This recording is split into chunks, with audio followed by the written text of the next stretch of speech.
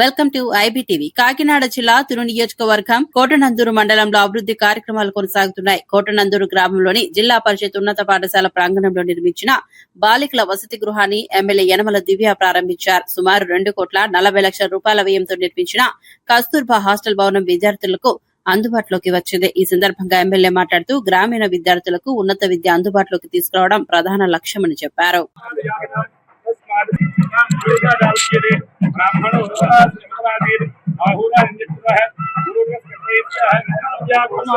మీరు వాడనా మీరు అలా ముందుకు రండి, అక్కడికి రండి. మీరు ప్రిన్సిపల్ గా అడ్జరండి.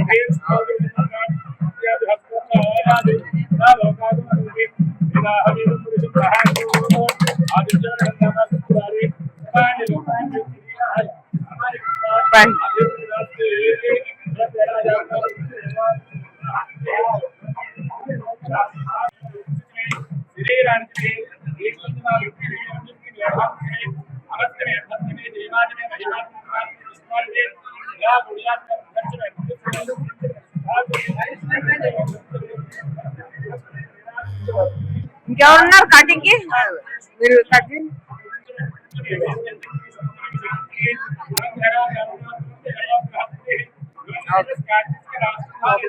రండి. నెక్స్ట్ దానికి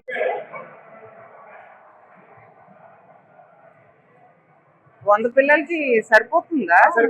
డైనింగ్ హాల్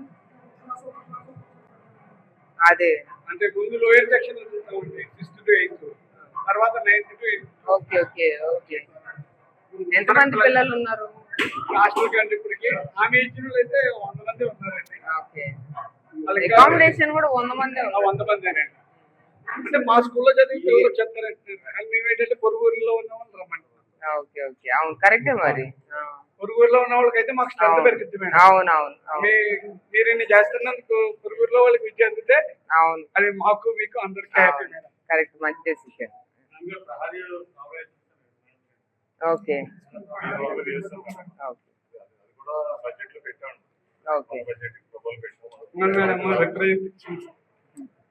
అలాగే నేను చూస్తాను. ఇంకా ఓకే.